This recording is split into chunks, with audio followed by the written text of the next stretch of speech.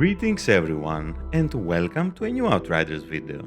With a New Horizons update, the legendary Reforged set for the Pyromancer has been reworked a little bit for the set piece, a few attributes and the headpiece, and with this in mind, I decided to create an updated Pyromancer build with anomaly power for solo challenge tier 15 expeditions. And because of the new changes with a complete removal of the timers from the expeditions, I have decided to invest more in defenses using the builds in order to make them completely tanky without hindering a lot of our DPS. However, don't worry about it if you love to do only damage. I will mention which mods and nodes you can remove and change from your talents in order to increase your DPS by sacrificing some of your survivability. But without any further delay, let's jump right into it and see what are the changes in the Reforged set. The long range damage for all the pieces have been replaced with skill life leech, and for the headpiece, the max health has been replaced with anomaly power, and now we can use the headpiece, the chest and the legs without losing any anomaly power, and thus making this a potential and very good anomaly power build. And we are using the pieces we have mentioned, and two epic pieces for the hands and the feet, using anomaly power, cooldown reduction and skill life leech or status power. Skill life leech scales a very good with a specific mod specified to increase the damage of the flame grasp that we will look in the second build. For the armor mods, we're using double fan, branded, detonator, flame grasper, captain hunter, punch on fire, fire frenzy, and for survivability, damage absorber, blacksmith and circle of power. This has become one of my personal favorite mods, and I include it now in most of my builds that I want to increase my survivability. It gives us 45% increased resistance that stacks with everything else, even from damage absorber or any talents you get, and it will make you so tanky against anomaly power attacks, especially when you face spellcasters, altered, that deal anomaly power damage, for example Moloch or some attacks from the merchant from the Paxian expedition, and it makes a huge difference. And this especially scales very well with the fortress mode we're using, because the fortress has been completely reworked. With this in mind, I'm running a primary weapon with a fortress and sandstorm because I like the hair to the desert for the long range, the very high RPM because we need to keep firing our weapon to keep and proc fortress, and the death seal doesn't work so well with anomaly power builds because it doesn't have so good range. The secondary weapon is the guillotine or the animal shotgun with the morning winds and radiation splash, because the mods no longer stack with each other, we cannot have 3 morning winds. That's why we're using the best options for our secondary weapon, and the sidearm has been imbued with a shadow comment and another good single target DPS here to mod, a Stormwraith, Death Chain, something like that, in case we need to use it. The fortress now works like this: every time you shoot an enemy, you get a stacking buff, 5% increased armor, and already existing resistance, so don't be fooled, you will not get 5% resistance, you will get increased 5% of the resistance you already have. It stacks up to 3 times.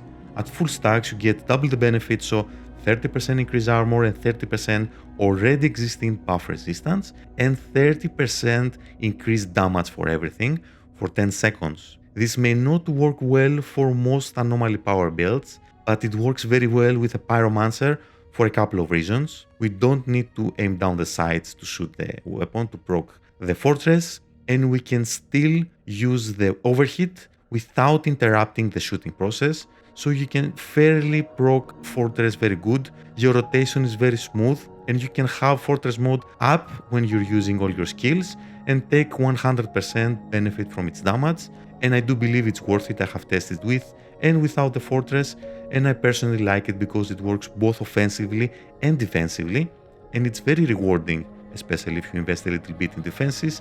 It will make you completely immortal.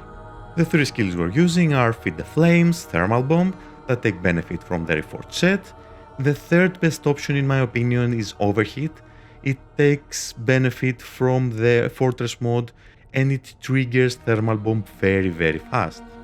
These are the talents I do recommend. We don't need to invest any longer everything on DPS. We can use Strength of the Flames as well as Master of the Resistance instead of Mark Consumption, to increase our survivability in place of some extra DPS. And Finished Link, we use it for extra protection, especially against very hard expeditions we are not familiar with. I also invest in 2 Conflagration instead of Marble Orchant for extra Feed the Flames cooldown, as we already have a cooldown less than 9 seconds and it works very nice with our rotation, and 30% resistance is very welcome to increase a little bit our DPS. And for those that don't want to invest so much on defenses, let's have a look at the changes we can make to the build to increase our DPS, sacrificing survivability nodes. We also can avoid taking Finished Link. Fair warning, I don't recommend to go with this unless you're a very experienced player, you know the expeditions like the back on your hand, and we also get Unquenchable for max Feed the Flames damage because of the mods we're going to see right now. There are 2 quick changes we can make to the mods: Sacrifice Blacksmith for Anomaly Hunger and Circle of Power for Bullet Kindling for more DPS. But fair warning, once again, we sacrifice so much survivability and can be a lot riskier. I don't recommend to go with this build unless, once again, you are very experienced with all expeditions. Anomaly Hunger gives a lot of increase for the Feed the Flames. You will see a difference from example originally dealing 48,000 damage, and with maximum increase of skill life leads we can deal 64,000 damage. In my opinion, it's not worth a slot right now, although the DPS increase is there, it's still something missing, something a little more, let's say DPS or something extra, and that's why I prefer to invest the survivability mode instead. Because the Reforged set has been reworked a little bit, we have to use the following rotation to take full advantage of increasing our DPS skills. We open with Overheat because we're going to get it back while shooting to proc the Fortress mode.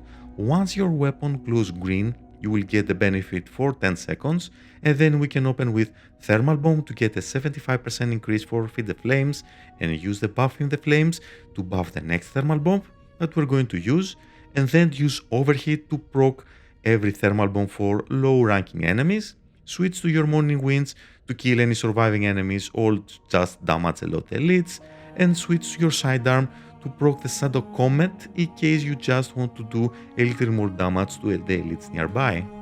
Avoid restocking ammo, otherwise you will have to empty the secondary once again in case you want to proc the Morning Winds. You don't need to aim, you can use the hip fire because this way you move faster and you proc Fortress easier. You don't have to go for criticals, you only need to proc the Fortress and the primary weapon mode for your weapon.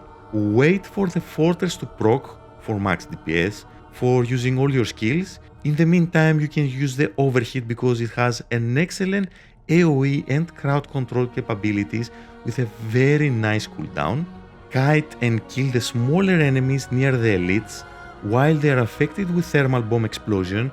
In this way, if you are lucky with a double fan, you can affect a small enemy and a big enemy with Thermal Bomb, and the explosion will just deal a lot of damage to the elites, so you can maximize your DPS. And in case you get overwhelmed and you don't have any enemies, your cooldowns are very long to come, use cover, don't enter cover, just hide behind it because you will avoid some bullets or some attacks. This way you can use your skills behind cover, recover and survive very easy. You don't have to hurry anymore, there are no timers, you just have to survive and complete the expeditions. And finally, let's see the advantages and disadvantages of the spec. It has extreme survivability. You start with 65% armor and 30% resistance with Fortress mode, and with all our mods we will have an average of 75 to 79 armor and 75 to 100% resistance, and with some good blacksmith procs you can have up to 83 or more armor and more than 101% resistance, which is quite insane. And we don't lose a lot of damage now, considering we're having with buffs 258,000 anomaly power, which will increase our skill damage by a lot, and by sacrificing only a couple of mods we don't actually lose a lot of damage. And you see the stats of survivability, they're insane. You can see the background, how you can easily survive bosses and situations that you normally wouldn't, and that's why I love using this specific build. And finally, 3 out of 3 skills interrupt all enemies. You have 4 charges to interrupt an enemy and a 5th if you count the morning winds that can also interrupt an enemy, and that's why you have the best crowd control capabilities among the Pyromancer builds. The only disadvantages I can think of are that it's not the fastest if you compare to other Pyromancer builds, and although you have very good single target and AoE, you're not the best in either of them, once again compared to other Pyromancer builds. And that was it for today's video. There will be more upcoming builds for the Pyromancer and other classes. I do like to make more changes and test more the builds now that we don't have to invest everything in DPS, but don't worry, for those that love DPS, I will include in all my videos the option to run the, let's say, glass cannon like the old school by sacrificing a lot of survivability though, but if you're experienced you will be able to do it. It will be a little riskier, but the benefit you gain in your mind, it's a little more time. In my opinion, it's not worth it now. I do prefer to enjoy it. I do prefer to run one less expedition with a 100% succession instead of just investing everything in DPS. So feel free to like if you liked, and you can subscribe to stay tuned for more upcoming videos for Outriders and other video games. And as always, I wish you all a wonderful day.